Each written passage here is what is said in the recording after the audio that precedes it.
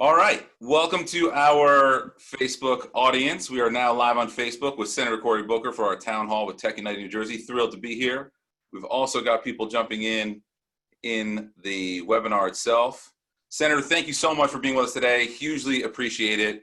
I know you bounce around the country quite a bit. Where are you joining us today? From where are you joining us today? Well, I think like all of us, my bouncing has stopped. I'm just going between Newark, New Jersey, my home where I'm sitting right now, and Washington, D.C., which is interesting. The collateral benefit of a horrific, wretched crisis is that in many ways I can get more work done because I'm not traveling to meetings as much. And so I'm bouncing around the country virtually on a Zoom call and all around New Jersey. But right now I'm in my home compound, as they say, at my home in Newark, New Jersey. Well, we really appreciate you joining us, even though it's virtual this time. Hopefully we're doing it in person soon. So for those of you joining us today, welcome. My name is Aaron Price. I'm the CEO of TechUnited New Jersey, formerly the New Jersey Tech Council. We're built to empower entrepreneurs and innovators to build a better future for all. And that really ties into the narrative today of how technology can help build a better future for all, especially starting right here in New Jersey. Treat this, if you're here as an attendee, please treat this as you might an actual event. Jump into the comments and say who you are, where you're from, what you do, if you're looking for help with something, in the same way you might network at an actual event. I will be following along in the Q&A section, so I have a whole host of questions that many of you submitted beforehand, but I'm also happy to review, and we'll be weaving in questions in the Q&A, not as much in the chat, so there's only so many things I can pay attention to at once, but try to drop those questions in the Q&A. And with that, we will get started. If you're posting along, use any platform at We Are Tech United and the hashtag Better Future for All. Senator, I want to jump right into it. Before we get into some of the tech and business policy, the world has changed quite a bit in the last year and the last many weeks and months, in particular on justice in policing. And I know you've introduced a bill on this issue, and I think it's relevant to the tech community as we think about how do we build a better future for all. It starts with an equitable future for all. So can you share more of your thoughts on where you think we need to be headed from a justice perspective? Yeah, first of all, Aaron, just thank you for having me on. You are just truly such an important leader in our state. And frankly, I think now more than ever, you're one of those vital leaders we need as people who are listening to this. We all have to see ourselves as vital in the larger cause of our country. And technology is so critical. I'm watching Fareed Zakaria, one of my favorite online TV shows on Sunday morning to watch. And it's just the difference between us and the United States versus Taiwan and the number of cases we have. It's just stunning. They have a card that you swipe when you go to the doctor. That's their national healthcare system.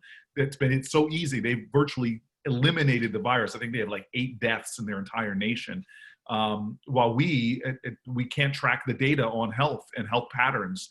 And so the ability for us to fast forward in technology can literally be saving lives, democratizing our nation, expanding access and opportunity. And you are on the cutting edge of that. And those of you listening in this community are important. I know technology and public safety are critical. The fact that we are a nation that is not more proactive, doesn't use predictive analytics to intervene when people are in moments of fragility, whether it's people who are facing addiction problems or mental health problems. There's so much we could do to make ourselves safer as a country that doesn't involve police and prisons. And this is what we need to do. We need to be expanding our conceptions of public safety. And so I've been trying to lead on this in the Senate and was one of the principal authors of the Justice and Policing Act, which is really a lot of my experience as mayor of the city of Newark, where I learned the hard way that unless you are deep diving into data, bringing that data to light, which is accountability, and creating systems of certain standards that have to be met by police, consequences if those standards are failed to meet. A lot of common sense things are in this bill that I'm really proud of. I'm frustrated that even though our bill, the components of it, there are components that are wildly popular on both sides of the aisle, and red states and blue states and purple states have been passing some of this legislation. The Republican senator's bill is just more substance than it's more symbols than it is some substance. And so we're in the middle of this fight right now to try to get something done that will save lives in policing. But this is a narrowly tailored bill to hold police accountable.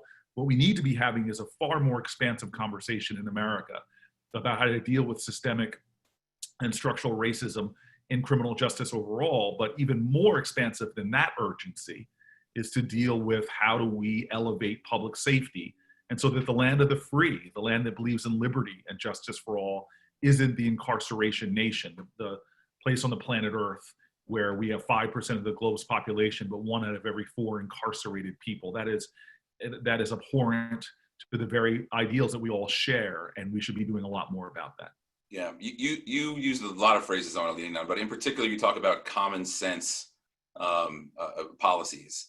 And I think, at least myself personally, I think that idea of what a common sense policy might actually mean, it might be part of what the heart of some of the issues in the country are right now. Do you find that political leaders can agree on common sense issues? So I actually do. Look, I've been senator now for 6 years. I'm really blessed to serve our state. And I went down there with this idea. Bill Bradley actually encouraged me to do it, which is, don't let the politics move you. Try to get to the personal quickly and invite people out to dinner, Republicans on the other side of the aisle, sit down with them, get to know them as the human beings they are, where you see their dignity and their divinity. And so I did that, and as a result, as a freshman senator, I've gotten a lot of bills passed because you start from that understanding. What did Brene Brown say? It's hard to hate up close, so pull people in. And I think when we can get beyond the Fox News, MSNBC, where we are often whipped up to despise each other, if we can get beyond that, that there is so much common ground in America that doesn't result in progress for America because we can't cut through the politics. And so I've made it my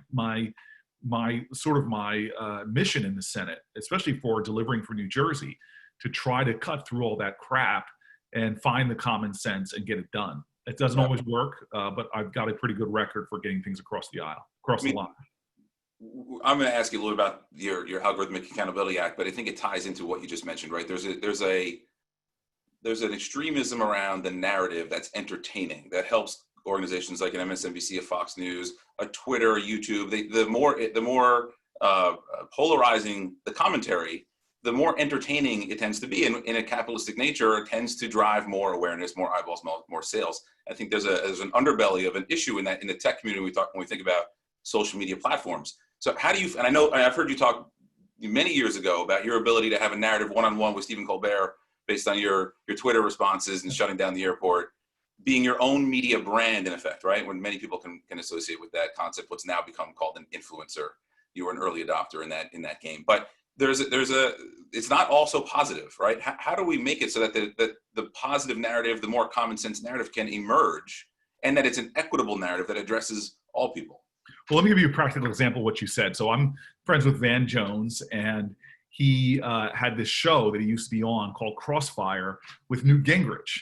And the two of them, again, sat down. You suddenly realize, working with somebody every day, that you like them or you agree on things. And they decided to go to their producers to have the final segment of the show called Ceasefire, like where we agree. Well, their producers stopped them from doing it because it was killing ratings. So we have to understand the models that we live in, whether social media and the algorithms in things like Facebook, YouTube searches, all the way to the very corporate entities that control the TV we watch. What sells better is making us hate each other, is whipping up our emotions in that way. And by the way, as a guy who gets to read classified documents, this is one of the main strategies of the Russians to undermine our democracy, is they realize the more that we hate each other, the less we're going to get an infrastructure bill passed, the less we're going to be able to grow stronger as a nation, because our strength always comes from generations of Americans who successfully put more indivisible back into this one nation under God. And so when you ask me that, I want to challenge everybody watching this. What the hell do you post? Because we're all syndicators of media now. If you have more than 7 people following you, this Stanford researcher studied this, you actually influence the thoughts of the people in your circles.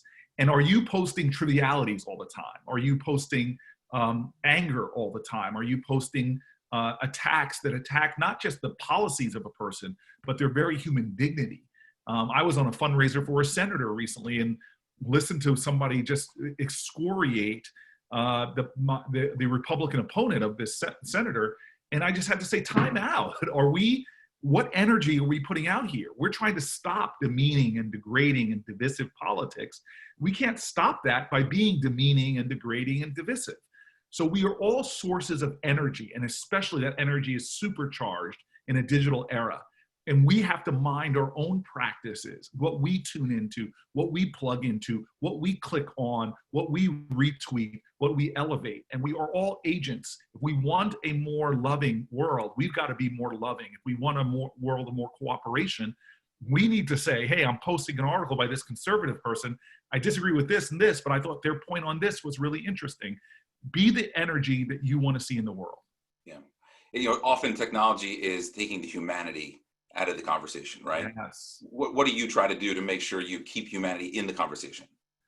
Look, if you follow me, I laugh because I have this conversation a lot with friends, but I like posting about kindness and decency and love. I like challenging people to bring the energy that I want to bring, that I think I want to see in the world. So my feed, and I have to say, I used to control all my social media accounts. Now my Twitter feed, because I find it such a dark place, Twitter these days, that a lot of my posts are now coming through staff.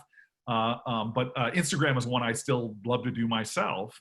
And if you go through my Instagram, go through my stories I post, I am consciously thinking about what energy I'm putting into the world every single day, and try to make sure at times I'm always posting about the highest of human values. And so I take responsibility for that. And that's the thing that's a society we live in, is these conversations about race. I really think there are two gears. Either you are an agent for social justice, for social good, or you are complicit in the problems around you. And by not taking time to educate yourself and educate your own folks, like, hey, I didn't know what Juneteenth was, let me post something about that. Or I didn't know about the massacre in Colfax, Louisiana, or in Rosewood, or in Black Wall Street in Oklahoma. I try to make sure that I'm constantly on a journey of improving myself, and I try to take people along with me. I know every day, here's a confession, every single day I am participating in systems of massive injustice, and it's just my ignorance. And the only thing necessary for evil to be triumphant is for good people to do nothing. At the beginning of this year, one of my resolutions, because I'm trying to get better every year, was just to start trying to understand that my consumer dollars are one of the biggest ways that I'm perpetuating injustice or doing something about it. And I saw a documentary about fast fashion, and not thinking about how the clothing I'm buying, is it perpetuating systems of massive injustice? And so just by doing that kind of critical self-examination, picking something that I can examine a little bit more, like I'm going to try to find out a little more about American history and the horrific things that we did to Native peoples in our country. I'm gonna read the works of Ulysses S. Grant, who talked about some of the greatest. Here's a former president confessing the shame he has for what he did through his military service to people in seizing land that was belonging to the Mexicans.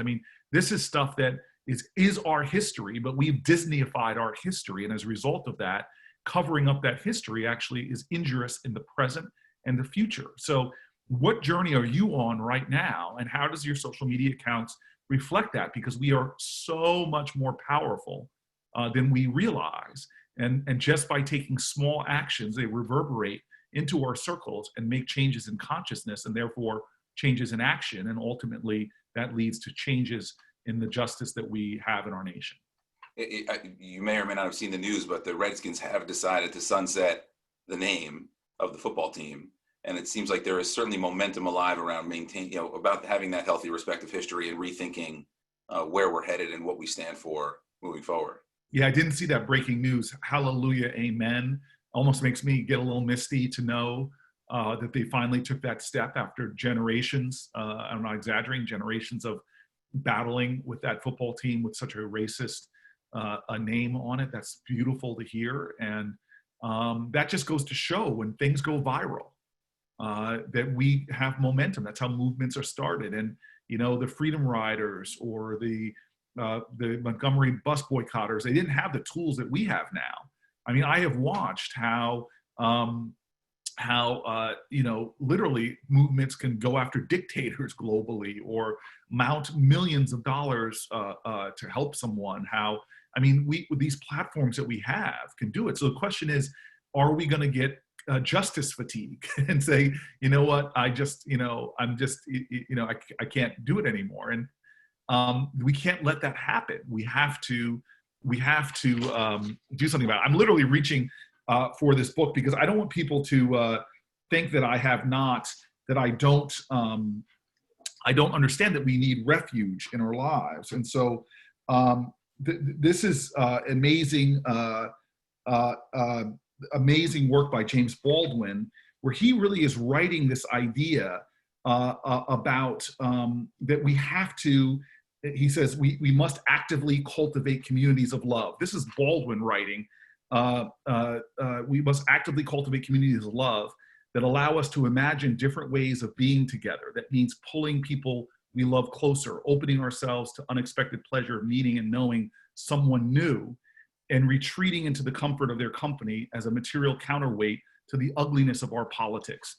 I understand that we all need to nurture ourselves by finding those comfortable places where, whether it's luxuriating in food or culture or music, it is so important to have that protective element. But it also, Baldwin urges us to use that as a springboard to go out into the world, to charge forward against injustice and go into battle as a love warrior, to try to tear down these systems that result in such savage inequalities. Where very, you know, I mean, how can we live in a nation that so assaults its own children, where there are over 3,000 jurisdictions, millions of children who have more than twice the blood lead levels of Flint, Michigan, because we've just failed to care enough to replace all the lead service lines going to schools and preschools because we haven't prioritized that as a nation.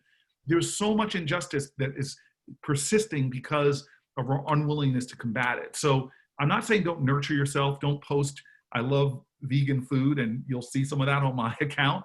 And I love, you know, I'm a geeky Star Trek lover. I tell great dad jokes and post them as well. What do you call a guy like me who tells dad jokes but has no children? A faux pas.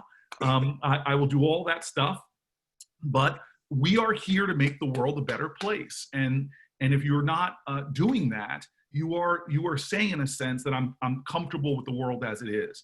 And that flies in the face of all the sacrifices and struggles that enabled you to be where you are right now, with people who were not comfortable, who charged at injustice and made this a more fair world. You've got to pay, can't pay it back, you've got to pay it forward. Yeah, so I want to make sure we're clear on one piece on the issues relating to equity and policing, because I think there are some that say, you know, what does defund the police really mean? This seems like a soft issue. What does the future of the community look like? And I think my personal view is that that's not the right interpretation of the narrative, but I want to make sure you can clarify here exactly what you're hoping, if you're successful with this bill and you can look out 5 or 10 years, hopefully sooner, and see success, what does that look like?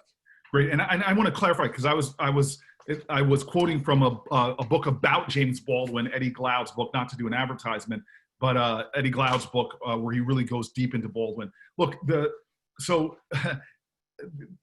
again, we are stopping at often hearing words and being triggered one way or the other. So some people hear defund the police or what happened, whatever that is, and they stop listening, and they immediately let their own understandings, their own imagination firm them up, as opposed to listening to people, hearing their heart and their spirit, and understanding what are they really saying. Because as a guy who ran a police department, and you know, I remember sitting with the head of the FBI in Newark, head of New Jersey's FBI, right when I became mayor, and asking him, after going through a lot of intelligence about gang activity in our region, and I said, well, how do we solve this problem? And he looks at me like I asked a ridiculous question. He's like, we don't solve this problem. And he basically went on to confess that police law enforcement aren't solving these deeper problems, that these are things that where law enforcement is just treating the symptoms, because we've failed as a society to invest in and to stop and to cultivate human flourishing and human well-being. And as a result of that, we're seeing human anguish and human wretchedness. And so these people who are activists, who are trying to disturb us, who are trying to shake us from our comfort, are really challenging us as a nation to say, wait a minute, why is it that the biggest mental health facilities in America are prisons and jails where people aren't getting mental health care? They're actually getting further traumatized and further harmed, so they come out of jail or prison more of a danger to themselves and others. Why are we a nation that we spend, I'm not exaggerating, I'm right across the street from Integrity House, which is an amazing organization, but you see many people there who've been arrested dozens of times before they got drug treatment and costing us as taxpayers so much money in the amount we're investing in police, prisons, and jails. And so this is not as radical as people might think that this is, this conception that, hey, America, let's do things that are lower costs, that are better for human well-being, that further elevate human flourishing and have a multiplier effect. Because I know this is I was over at this great diner. I was over at a Tops Diner across the river, Passaic, from me, and having a meeting with this guy who was just telling me that what it means to live in a nation where he couldn't afford his mental health medication. And then so he has to go off of it.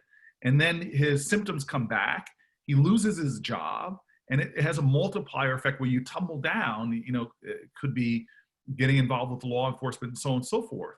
I mean, what kind of cruel society do we have where our prescription drugs are so expensive that somebody who was in a job and contributing to our society tumbles out of it? And so this is more of a sign of a nation, wealthiest nation in the world, but suffers from a severe poverty of imagination, a poverty of empathy for one another. And we've created, I don't think we've seen for centuries a nation do this to itself, which is over-police, over-incarcerate human beings and human potential. And so when you hear activists yelling in the streets about these, about whatever the words might be that trigger you to think, oh, they just want to make it a more dangerous society. No, I'm telling you, we all, from my Republican friends to my Democratic friends to my activist friends, we all want a more safe, nurturing, loving society. And we share the same, not only the same end, but I think when you poll ideas like, would you rather invest in mental health care systems, or would you rather continue to have overwhelmingly people be in prison? I mean, Black people are about 2.5 times more likely to be shot by the police than white people. Mentally ill people are about 15 times more likely to be shot by the police. So again, I always want to be on the side of America, not being the one that needs to be disturbed out of my comfort, but one of the ones that is trying to get folk woke to better be an agent of their own values, because our values are not complicity. Our values are not ignorance. Our values are wisdom and generosity of spirit, of grace and kindness and love. And our criminal justice system should reflect that. And if it did, we would need a lot less criminal justice system because we would be elevating human flourishing so well. I think a lot of this community thinks about the solution through the lens of technology. And the Algorithmic Accountability Act, I think, wants to make sure that they do so that creates solutions for all, right? Can you share a little bit more about where you've seen a problem here?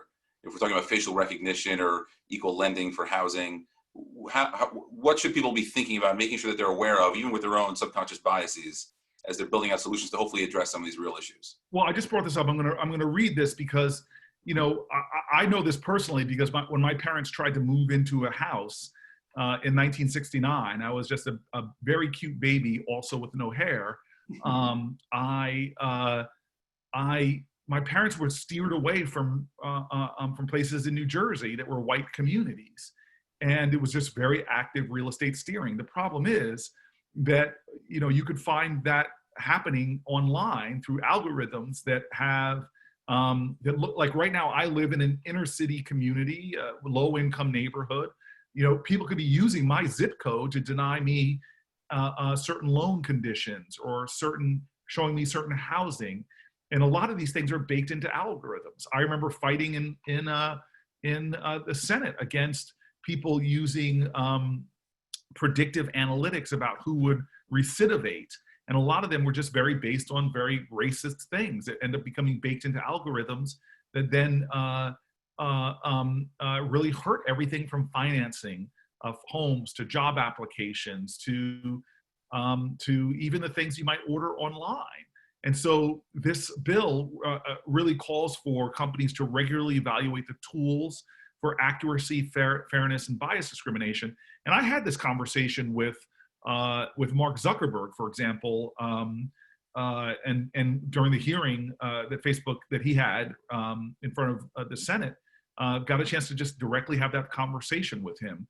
And so I'm hoping that we in the tech community become very aware of that and become very, very much active about that.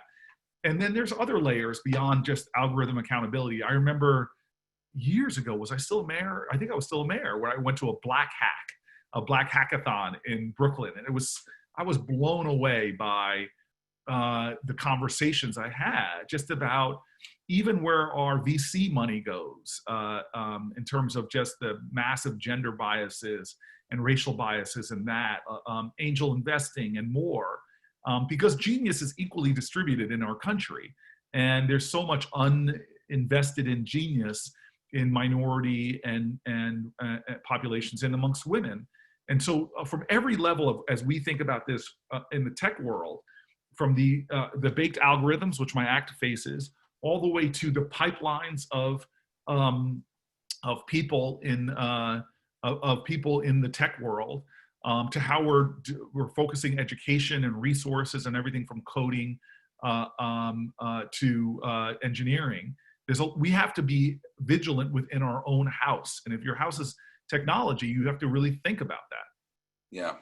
I know we're going to be running up on time soon, so we're going to wrap up shortly. But the number one question that came in was, what can the tech community do to help bridge the digital divide, especially as focused around our schools, and the lack of broadband access and technology access in general, especially not knowing when we might go back to schools and how? Yeah. So, first of all, I'm really worried about going back to school, not simply because of the super spreader potential in certain areas are rising, but I'm worried about it just because we might have to have new school models of education that are blended between home learning and classroom learning. And do we even have the resources to do that? I'm about to go back to Washington next week and enter this battle where you have a president saying out of one side of his mouth, open up, open up, and open up, and the other that he's not going to provide resources to do this, because kids may need to go to school 3 days a week because of having smaller clusters of children and the like, staggering it out, and need to be more reliant. Well, we know fundamentally, and I as a member of the Congressional Black Caucus, hearing from some of my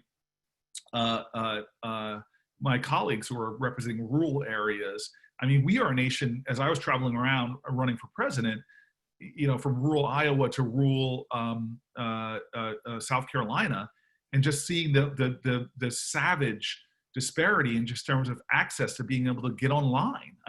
Things that we take for granted in New Jersey, we're nationally so far behind our competitors. South Korea has virtually 100% broadband penetration, and we're still struggling with millions of families that just don't have it. And even in communities around the state of New Jersey, their homes that might have one device and 4 kids and a parent that needs to work from home. And so if we're not willing to invest in this, and when you ask, what can I do? It's just to be a part of a large chorus that's demanding that we as a nation, just like we did for the Eisenhower Highway Act, we need a 21st century Eisenhower Super Technology Highway Act to make sure that every a student in America who's competing globally has the tools necessary, not just to survive or get by, but to thrive in a digital era. Yeah. So this community is a community that leans in, that wants to help out. We run the Propelify Innovation Festival, which is named as such to propel ideas into action. I want to offer you closing remarks, but also specifically towards what can we do to help New Jersey, to help you to advance these issues we're talking about here?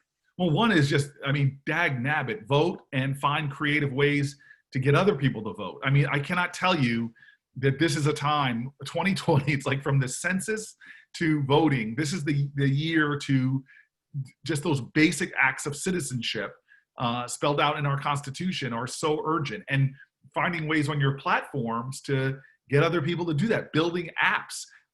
You know, a lot of this is public records, whether people vote or not, to identify who's not voting. So finding ways to digitally activate citizenship is really exciting to me because the more people that are engaged and letting their leaders know, we have competitive House races up and down the state of New Jersey. I'm about to do an event with Josh Gottheimer later today. I know that there are many Congress people who believe in these things in terms of making public investments, and there's others that don't. Make your voice heard, lean into this election season, and find ways of helping out so you can shape the policymakers who are going to be making the policy. And then the final thing I would just say is please take seriously what we've said before. Like, go through the last month, do a self-audit of what you've posted in the last month, and then say to yourself, does this reflect my sense of urgency for justice? Does this reflect me as an activist, the activist side of me? And if it doesn't, then begin to do things that do. Link people to important information, link people to ways that they can be activated, link people to history and to injustices. You don't have, everybody doesn't have to march. Everybody doesn't have to take to the streets, but we all are inheritors of a nation of activism, from suffrage rights to labor rights. We're all here because of that. And I just encourage everybody to lean in and be that person in your own way. Well, we hugely appreciate you being with us today. I hope this is the first of many more conversations that we'll have with you and the TechUnited New Jersey community. Normally at an event, I think you might be one of the few people who can one-up me on the selfie arm. So I thought, we've had a few together, I've been fortunate enough. I thought we'd do one now. Awesome. Well, the camera's here, you can't see with the fake background, but count of three, smile. 1, 2, 3. All right, good. Speaking of positive social media messages, you can look for that later. But normally at an event, we have everybody get up, we have you high five your neighbor, and you get to know people. I know this is a little bit weird digitally, but before we sign off with the Senator, everybody, if you're home, stand up wherever you are. There is a sense of community here, whether you're digital or not. And so on the count of three, before we sign off with the Senator, really appreciate being with us here. By the way, please take the survey. It tells us what else you want to know from us and who else you want to speak with. So as you sign out, please take the survey. Senator, thank you so much. Keep putting up the good fight. We really appreciate it. Thank you. Much love to everybody. Thank you. 1, 2, 3. Boom. High five the camera. Bam. All right. Thanks, everybody. Have a great day. Stay safe, and let's make the world better for all. Take care. Thank you, everybody. Thank you. Bye-bye now. Bye-bye.